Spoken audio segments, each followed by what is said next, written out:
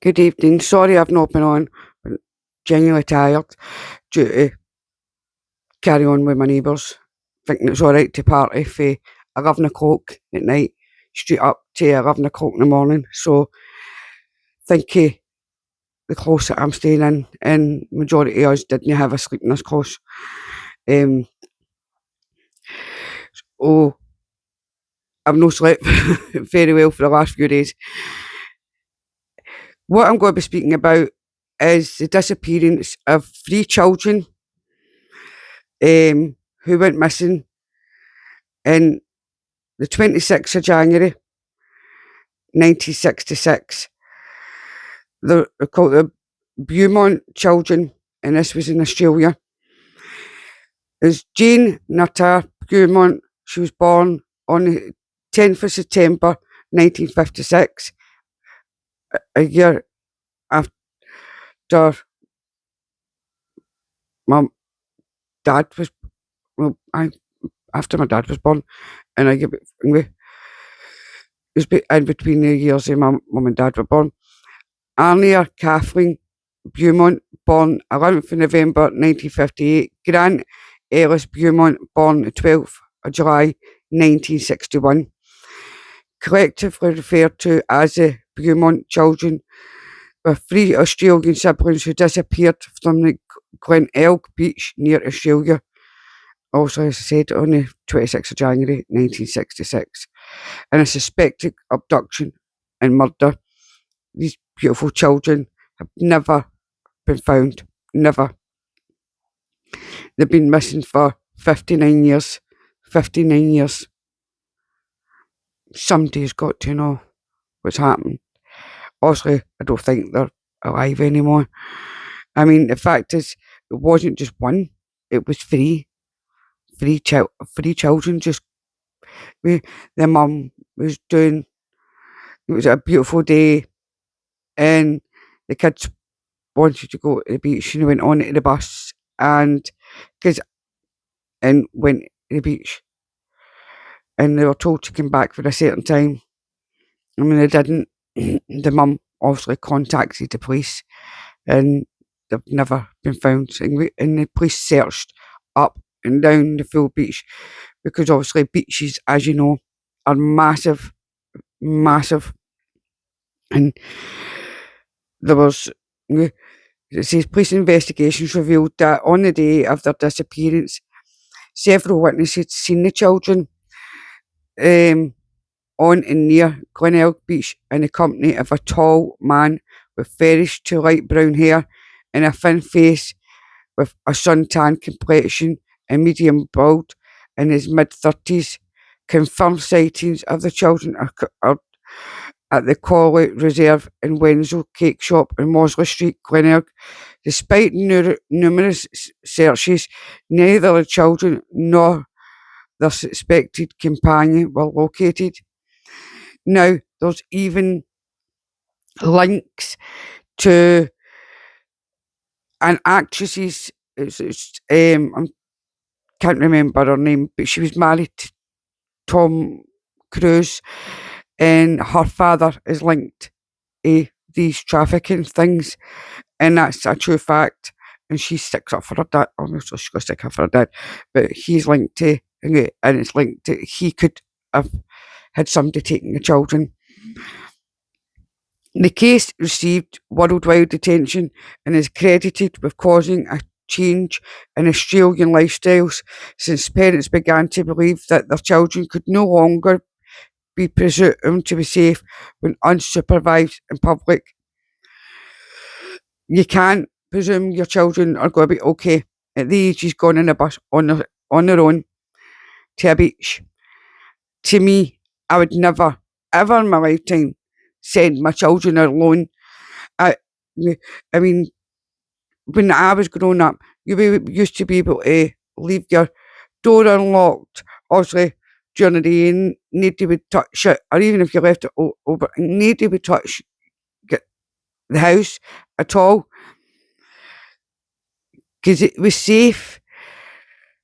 You could go about and nobody would touch you as a child. I mean, but now now it's just the world has just gone absolutely crazy at the moment.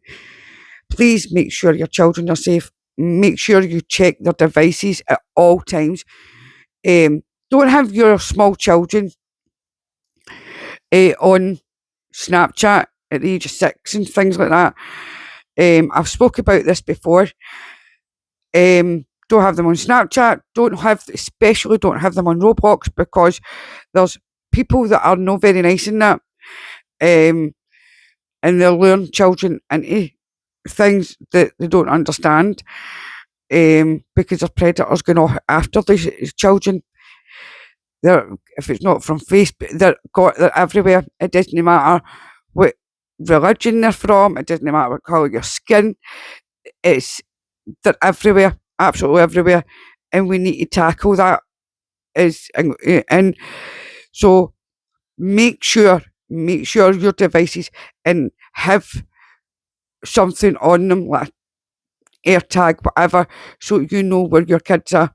I still to I still have. I mean, now I have these things, and we know the location of where each of us are, just in case something. And believe me, my kids are straight on. If I'm not, and I'm the same, where are you?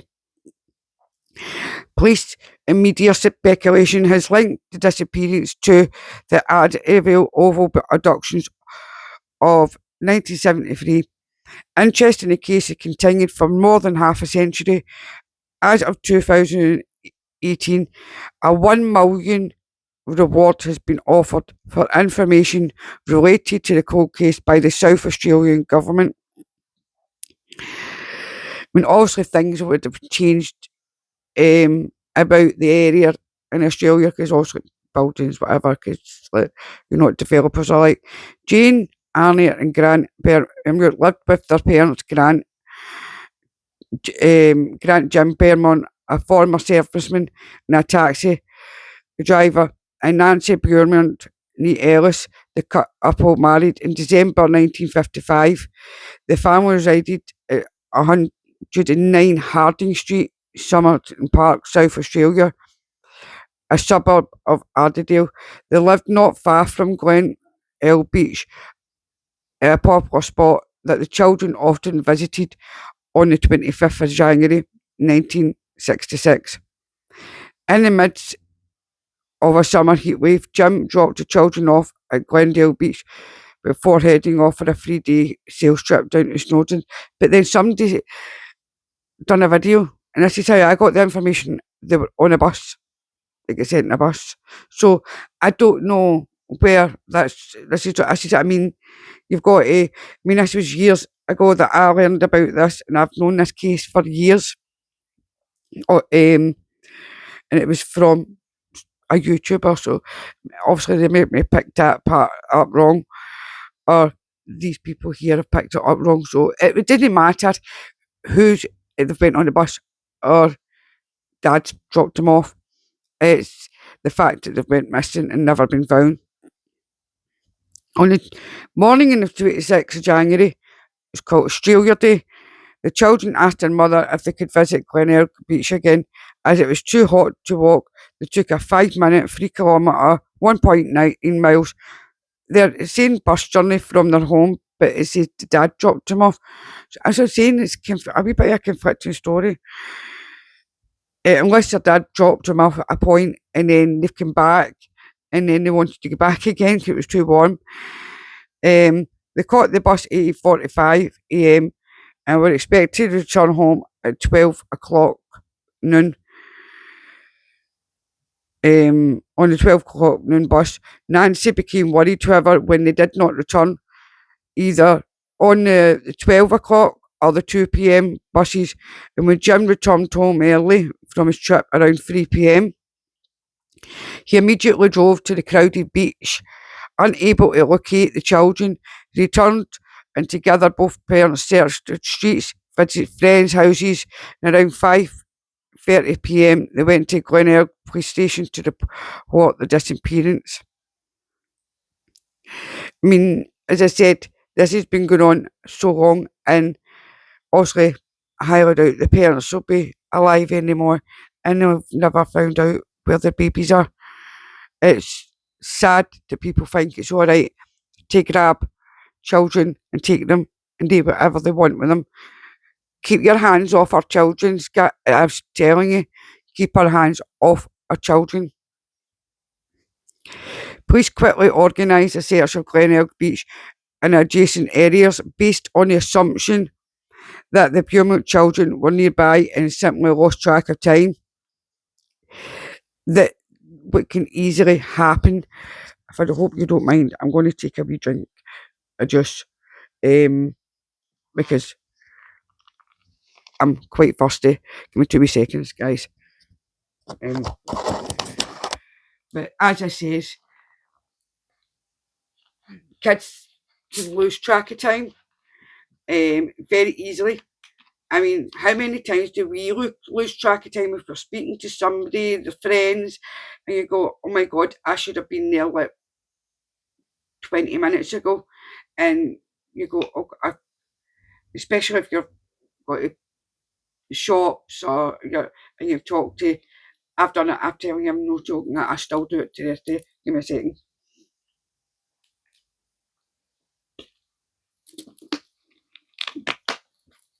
As you can see, I'm a massive Iron Brew lover. It's not that I'm very perished tonight. And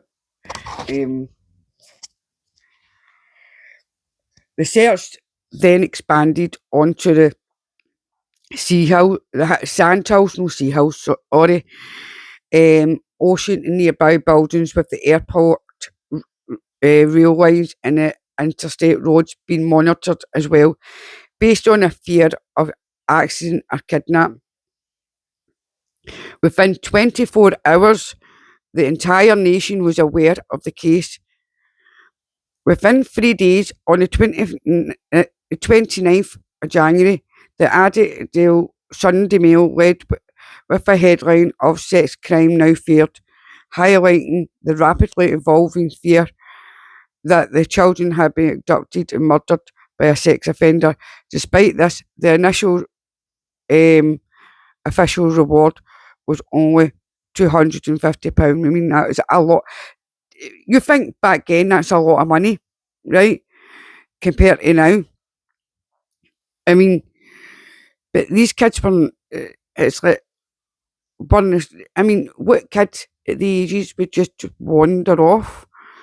It's like, there were kids that would go home when they were told, and the fact is that they lived not far from the beach. I mean, as I said, I certainly wouldn't let my children at the ages go to a beach on their own, because you're leaving a child, you're leaving the older child to be responsible for the younger children. Because when I go to the beach and when my kids were, and we went together as a family, and they were never out of my sight.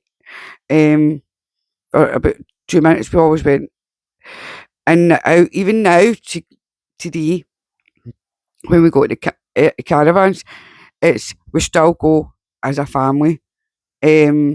Obviously, my oldest doesn't come with me anymore because he's so he looks after my cats. The Pada Wongala boat, I don't know if I pronounced that. I do, to anybody in Australia, I'm very sorry if I pronounced that wrong. Boat Haven was drained on the 29th of January after a woman told police that she had spoken with 3 children who were similar in description to the Beaumont children near the haven at 7 p.m. on the day of the disappearance. Police cadets and members of the emergency operations group searched the area, but nothing was found. Police investigating the case found several witnesses who had seen the Beaumont children in the Collar Reserve near, obviously, the beach, in the company of a tall man with fairly light brown and thin face. in his mid-30s. The man had a suntan complexion and to thin, athletic build, was wearing swimming trunks. There's no that when you've kids, they're very gullible and they'll believe an adult. Like, but remember, teach your children about stranger danger. It is very important because it's like you hear far too many of these cases. You've got the cases of the children, like these 3 children, Madeline McCann, Lily and Jack. There's so many. I mean, it's like we need to find these kids. We need to, all these unsolved cases need to be solved. With the Maddie case, we all know what happened in that case. And it's just a matter of time because with the Maddie case, we know it's to do with the parents. It was an accident, and she didn't disappear and anything like that in the day. It was before then. And I'll believe the dogs over parents. That girl died days before, and then it was covered up. And that's because they're doctors and surgeons. So, and they've got the police, government, media all behind them. Because the Spanish police knew right away who it was and were told to shut up, basically. It wasn't that man, because now that man is getting released, thankfully, because he didn't do anything to Maddie. The children were playing with him and appeared to be relaxed and enjoying themselves. See, it sounds as if, I mean, they might not have known him, because you've got people that do things. That's why it's like, see, nowadays, it's like if somebody looks at your kid, you're like, oh, but you've got to, especially now. But back then, even when I was growing up, somebody was speaking to my kids at Tingway, but they're on their own and they're going to just speak to anybody. Kids are like that, and because they're vulnerable. They're vulnerable at the ages. The man also approached one of the witnesses, asking if anyone had been near the children's belongings as their money was missing.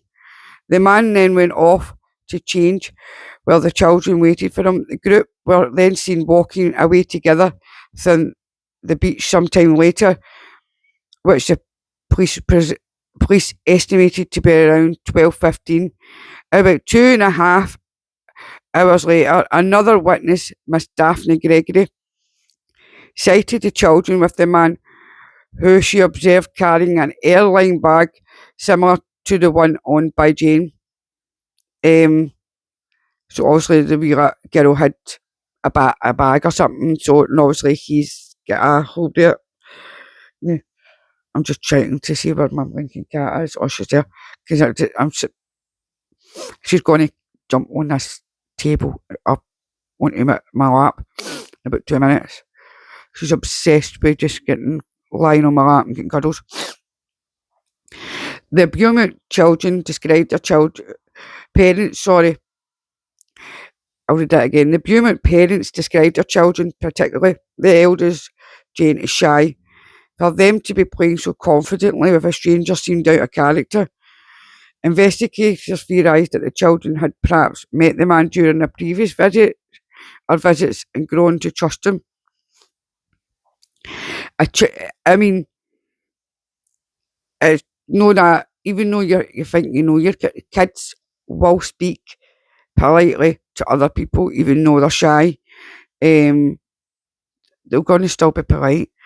A chance remark at home, which seemed insignificant at the time, supports this theory. Anna had told her mother that Jean had got a boyfriend down the beach.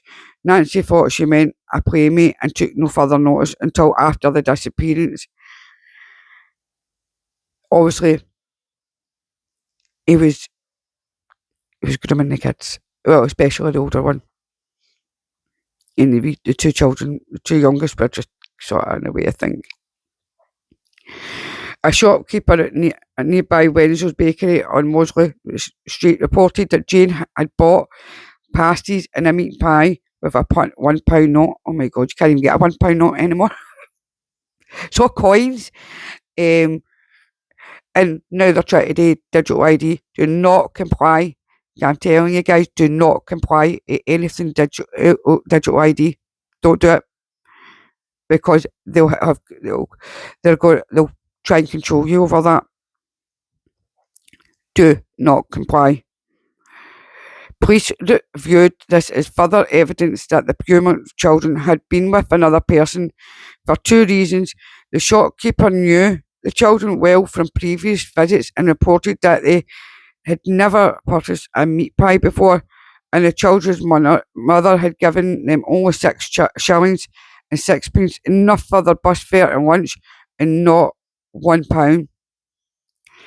Which, and if you remember, in the times, that's a lot of money. I mean, imagine going to buy a pie for £1 now, or anything like that. You wouldn't. I mean, I think for out of Greg's, for instance, you're talking about £1.20 odds for a Scottish pie. And I've got a fly on me. I swear, it's like you kill one fly in about. I think it's because the windows are open. I've got the windows open. So obviously the police have believed that obviously the money had been given to them by somebody else. So obviously to get them, lure them in, tell them, oh, there's you go, there's some money, you can get something to eat. Remember, these people are very narcissistic. They know how to speak to kids to lure them in. They know what they're doing, and that's why we need to teach and ram it into our children's heads the dangers of. And now it's on, our stuff's all online. So please, I'm begging you, keep your children safe for these predators like this. There's other sightings. According to a national statement, the Beaumont children were seen walking alone at 2:55 p.m. away from the Preechlong Jetty Road in the general direction of their home. The witnesses, as a postman, knew the children well, and his statement was regarded as reliable. He said the children were holding hands and laughing in the main street. Police could not determine why the reliable children, already 1 hour late, were strolling alone and seemingly unconcerned. The postman contacted police 2 days later after his initial statement and said that he thought he saw them in the morning, not the afternoon, as he previously said. See, it's not that. That's the thing about witnesses. They can get things mixed up. They can get times mixed up. So, not everybody's reliable. I mean, now you've got all the cameras all everywhere looking at you. I mean, I don't know. I don't think there was a cameras about in these times. I don't think. I'm going to actually look that up. But you had to rely on people's. When you think kids are at a beach, thousands and thousands of people are at a beach. Are they going to remember certain little children? They're not. I wouldn't. I mean, would you remember somebody walking down the street past you, what, 3-4 hours later? You probably remember like about what, 40 minutes or something like that. But after that, you would forget who about it, because everybody just gets on with their day. Several months later, a woman reported that on the night of the disappearance, a man accompanied by 2 girls and a boy entered a neighbouring house that she believed empty. Later, the woman said she had seen the boy walking alone along a lane where he was pursued and roughly caught by the man. The next morning, the house appeared to be deserted again, and she saw neither the man nor all the children again. Police could not establish why she had failed to provide this information earlier. that could have actually been, if that was the children, they could have got them. So, as I always say, see if you see something, say something.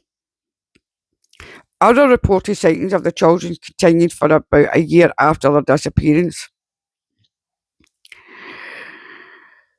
The Beaumont case attracted international attention. On the 8th of November 1966, Gerard Crusher, a Dutch psychic, was brought to Australia to assist in the search, which caused a furore in the press. Crusher's efforts proved unsuccessful, with his story changing day to day and offering no clues. So you need to be very careful with people with psychics and things like that. There's only certain ones I would trust. But see when somebody's coming out the woodwork and go, oh no, blah blah blah. They're not, and they're doing things like this. This doesn't help the case. That's why the police don't use psychics anymore. If they do, they don't let you know. Identified a spot at a warehouse near the children's home in which he believed their bodies had been buried inside the remains of an old brick kiln.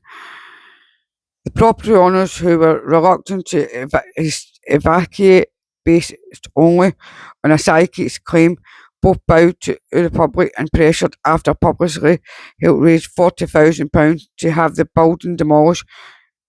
And guess what? There was no remains or no evidence of the kids. So that was a waste. And it's a shame they had. I would have thought about that. No chance. I know for a fact there's nobody there. Anyway, in 1996, the building identified by Crusade was undergoing partial demolition, and the owners allowed a full search of the site.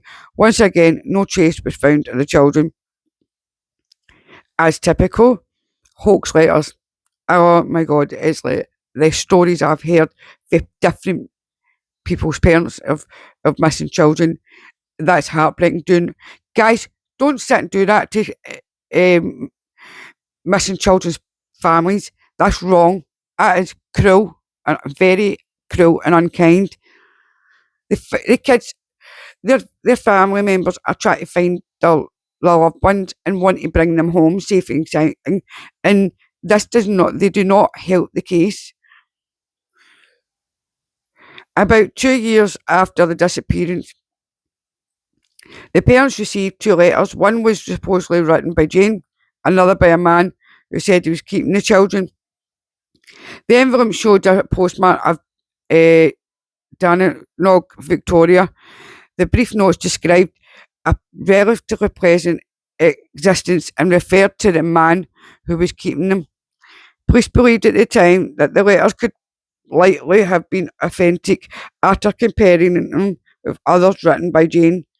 The letter from the man said that he'd appointed himself guardian of the children and was willing to hand them back to their parents. In the letter, a meeting place was nominated. And obviously that didn't happen. I'm just being anyway, my legs are sore. The Beaumont parents followed it by a detective drove to the area, but nobody appeared. Then a third letter arrived, also said to be for Jane, stating that the man had realised that disguised deceptive was present and he decided to keep the children because the parents betrayed their trust. There were no further letters. In 1992, new forensic examinations of the letters showed they were a hoax. Fingerprint technology had improved, and the author was identified as a 40-year-old man who had been a teenager at the time and had written the letters as a joke. Because of the time that had elapsed, he was not charged of any offence. I've kicked the table, sorry. It's just as I'm talking about is like there was suspects, possible suspects. I'm going to take another route because this is a big name. Right, give me.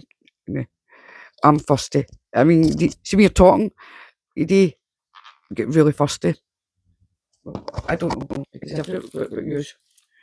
I don't really like taking a drink on video. I think it's disrespectful to yourselves.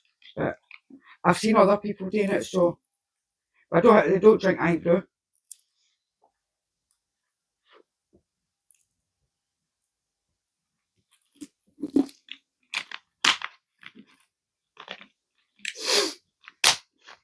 If anybody knows me, believe me, I am obsessed with eyebrow. Absolutely obsessed with eyebrow. I mean, it's like I've been drinking it for I was young. I used to drink Coca Cola, end up affected my stomach, and I was told, even by a doctor back then, if you got to drink it and drink iron brew, because I got rushed into hospital, not well, because of Coca Cola, and I've been drinking iron brew ever since, and I'm 48 now. So, iron brew company, if you want to give me any iron brew, be nice, deliver it to my door.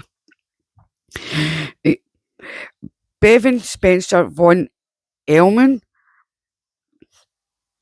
born 1946, was sentenced to life in prison in 1984 for murdering Richard Kelvin, the teenage son of Adelaide newsreader Rob Kelvin. Police's prosecutors publicly stated that they believed von Elman had accomplices and was possibly involved in additional murders. About this time, police came to suspect his involvement in, obviously, the beaumont disappearance as well. No accomplices were ever charged. Von Elman has refused to cooperate with investigators about this possible connection with other murders. During the investigation into Von Elman, police heard from an informant identified only as Mr. B. He related is an alleged conversation in which Von Elman boasted of having taken 3 children from a beach several years later and said he'd taken them home to conduct experiments. See, you can't, if it's people in jail, no other time you can rely on people who are in a jail to give you, especially as people who are in the same cell. According to, because they just want a lighter sentence, according to Mr. B's account, Von Elman claimed to perform brilliant surgery on each of the children and had connected them up. One of the children had supposedly died during the procedure, so he had killed the other 2 and dumped the bodies in bushland south of Adele. Police had not previously considered Von Elman in connection with the Beaumont case, but he resembled descriptions in Connecticut of the unidentified suspect from 1966. Mr. B also claimed that Elman had implicated himself in the Adele Oval abductions from 1973. Like with the Beaumont case, Elman matches descriptions of the main suspect in that case as well. According to the police detective Bob O'Brien, Mr. B had given important information during the investigation, the Kelvin murder, and regarded as a general reliable source. However, the police reception of the alleged confession was mixed.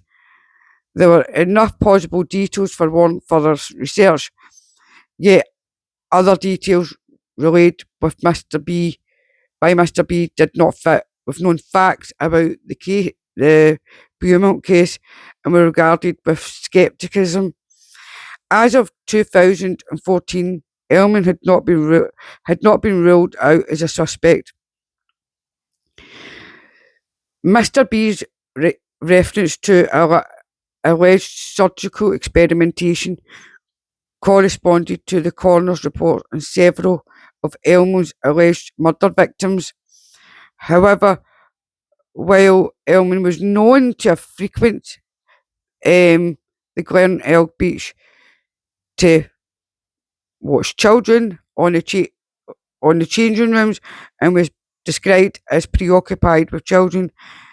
He was younger than the unidentified suspect, who was reported to be in his mid late 30s, which doesn't obviously means it didn't matter, it's really him.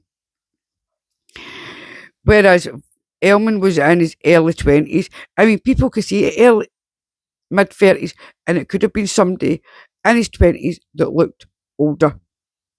Um, the Beaumont children were also much younger than Richard Elvin or the other young men Elman is believed to have targeted, who were in their teens or 20s.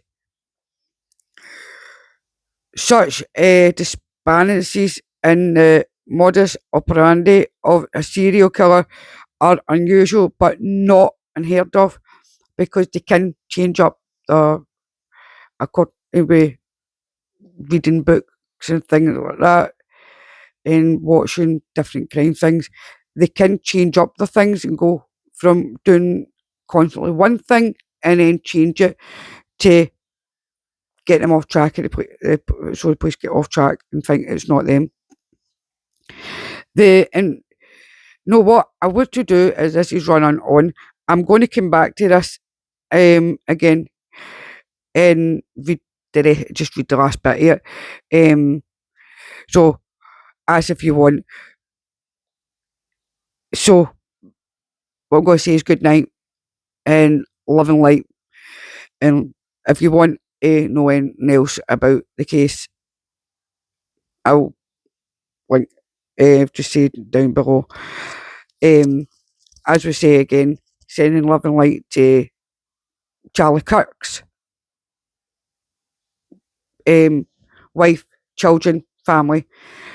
Please send love and light to the young lady's family, and there's many other incidents happened around America. Please send love and light to their families too. And there's anybody's been attacked here in the UK or anywhere else in the world, send your prayers and let's all come united as one. As I say, it's good night and love and light. I'll look after you.